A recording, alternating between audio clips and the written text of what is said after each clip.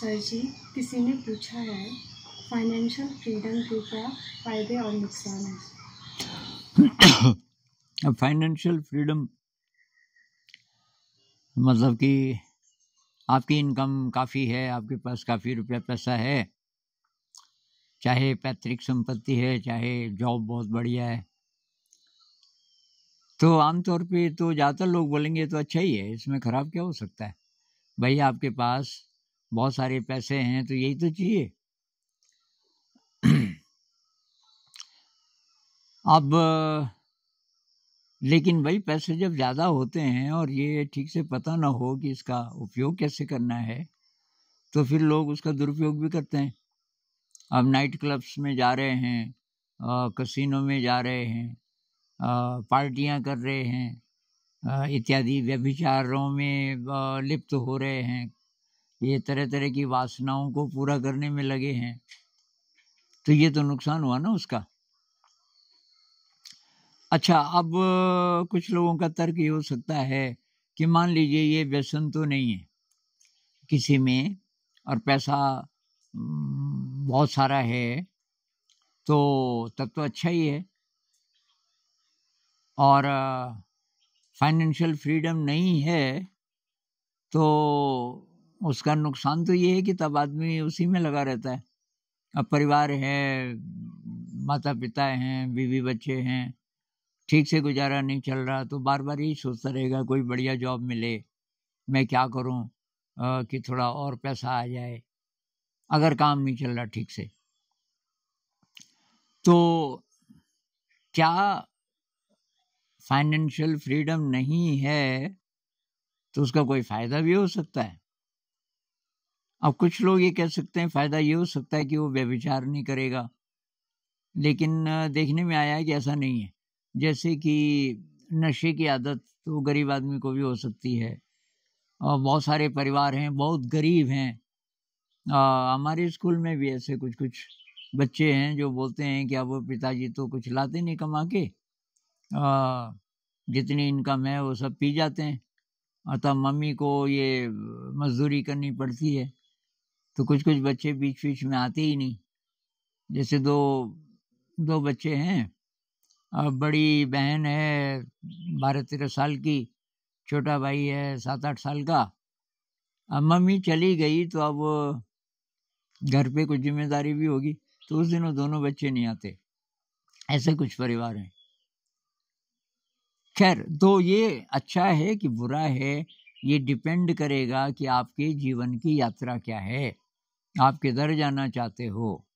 अगर तो आप इसी से संतुष्ट हो कि भाई रोटी, कपड़ा, मकान, मनोरंजन, ट्रैवल इत्यादि इत्यादि इन चीज़ों पे जो खर्चा होता है, और सुख साधन जुटाना कि भाई गाड़ी हो, बहुत बड़ा बंगला हो, इत्यादि इत्यादि, जो पैसे से हो सकता है, अगर इतना ही सपना है तब तो भाई फाइनेंशियल फ्रीडम खराब ही खराब है, क्योंकि वो आगे नहीं बढ़ने देगा आपको। आप इन्हीं चीज़ों में लिप्त रह जाओगे। और तब तो हम ये भी कह सकते हैं कि भाई ये फ्रीडम नहीं होता आपके पास, तो हो सकता है कि आप कम से कम गलत गलत चीज़ें तो नहीं सोचते। तो भाई इंसान का जो उद्देश्य है जीवन का, वो तो अनंत को जानना है। आध्यात्मिक यात्रा अगर आपकी है तब फाइनेंशियल फ्रीडम से फ़ायदा होगा। फ़ायदा ये होगा कि आपको चिंता नहीं होगी, सांसारिक चिंता नहीं होगी, आपके पास है, पैसा है, जब जिस चीज़ की ज़रूरत पड़ेगी आप ले लेंगे।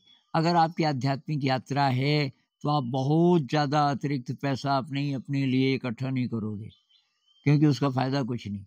जितना आपको चाहिए काम चलाने के लिए, और थोड़ा सा आपके पास अतिरिक्त होना चाहिए, कभी इमरजेंसी हो जाए, कुछ हो जाए, पर कितना, उसकी कोई लिमिट होनी चाहिए। और जो बाकी पैसा है उसको आप कुछ दूसरों की भलाई के लिए, समाज के लिए, किसी अच्छे काम के लिए लगाओ। जो आध्यात्मिक व्यक्ति है सचमुच वो ऐसा करेगा। और एक मजे की बात यह है कि जितना तब आप खर्च करोगे समाज के लिए, दूसरों के लिए, उससे ज़्यादा पैसा आपके पास आने लगेगा। आप प्रैक्टिकल करके देखना, तो आपके पास कमी कभी नहीं होगी और आपको लालच भी नहीं होगा पैसे का, आध्यात्मिक यात्रा है तो। यही बात उनके लिए भी है जिनके पास अभी फाइनेंशियल फ्रीडम नहीं है, पैसे वगैरह पूरे नहीं पड़ते, लेकिन आध्यात्मिक यात्रा है। क्योंकि आध्यात्मिक यात्रा है तो फालतू नहीं सोचेगा। अगर आज का काम चल रहा है, अगर 1 महीने के लिए इंतज़ाम पूरा है, पैसे चाहे कम हैं, लेकिन जो आध्यात्मिक है वो उसकी जो प्रायोरिटी है वो ये है कि रोज़ वो अनंत की तरफ बढ़ रहा है, रोज़ ध्यान के लिए समय निकल रहा है, साधना के लिए मन को वो साफ रखता है, चिंता नहीं करता, उसका विश्वास है किसी बड़ी शक्ति पे, जो होगा ठीक होगा।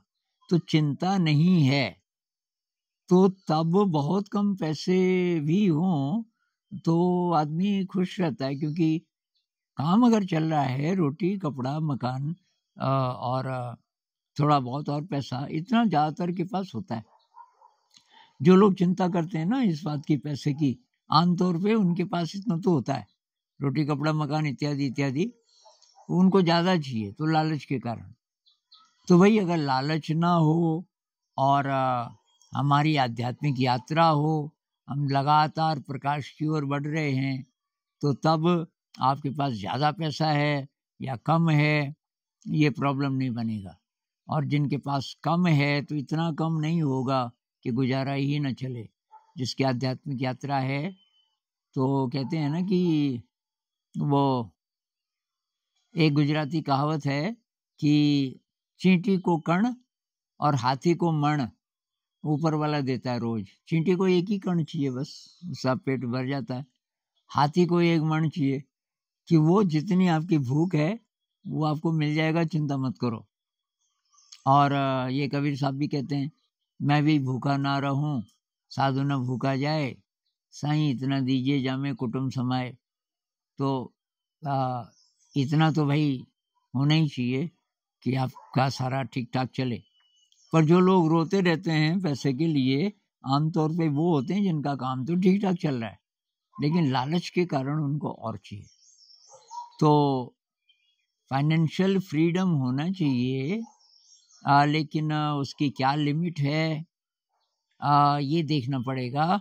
और असली बात है कि आपकी आध्यात्मिक तलाश होगी तो ये जो धन दौलत रुपया पैसा वगैरह वगैरह ये प्रॉब्लम नहीं बनेगा, जितना चाहिए वो आ जाएगा। आपको एक्सपेरिमेंट करके देखना पड़ेगा।